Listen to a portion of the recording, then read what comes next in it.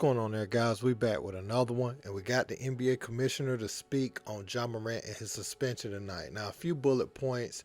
He said that if he wanted to suspend Ja, they've recovered enough information to make their decision. Said it's based pretty much off of, just their judgment and how they see things, and looking at prior incidents with said athlete, which in this case is Ja Morant. And they also said that that they won't do it during the finals because they don't want to take away any of the thunder from the teams that have reached this point. So let's check out what he had to say. In assessing what discipline is appropriate, if that's the case, we look at both the history of prior acts, but then we look at the individual player's history as well. And so and the seriousness, of course, of the conduct. So those are all things that get factored. It's not an exact science. It comes down to judgment at the end of the day on the part of me and my colleagues in the league office.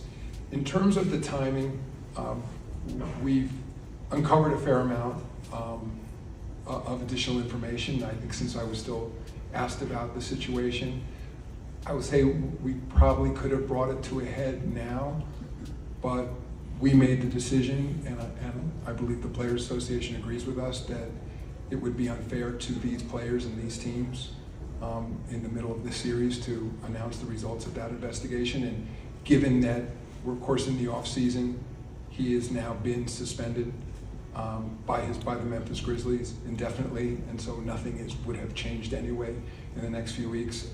It seemed better to park that at the moment, at least any public announcement. And my sense now is that shortly after the conclusion of the finals, we will announce the outcome of that investigation. So as we can see, the NBA has done its due diligence. I'm wondering, does any of those outside incidents that transpired, at the high school, at the clothing store, and in his backyard, are they going to now factor all of that stuff in and loop it in as one? Especially, even if they don't look at those, the incident with the Indiana Pacers and the Lasers, does that now warrant a suspension? Because it doesn't seem like that one was tacked on to the 8-game suspension last time. So Adam Silver is very serious about this. Now, he didn't go on to answer whether Ja would be available for the start of the regular season. And a lot of people feel like that would be a failure for the NBA to allow him to be, just out a little bit during the summertime, miss some training camp, but be there on opening night. A lot of people don't feel like that is a punishment at all. And not saying that anybody is hating on Ja, but they feel like he won't feel the sting of that to have any reason to change. Now, I'm hoping the young man changes because he's a bright young player.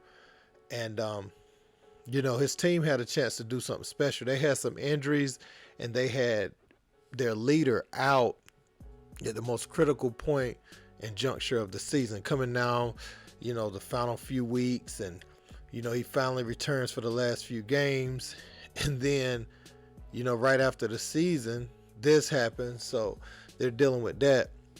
You can tell Adam Silver is annoyed by it, but I think it was a good decision by the NBA to postpone talking further about this.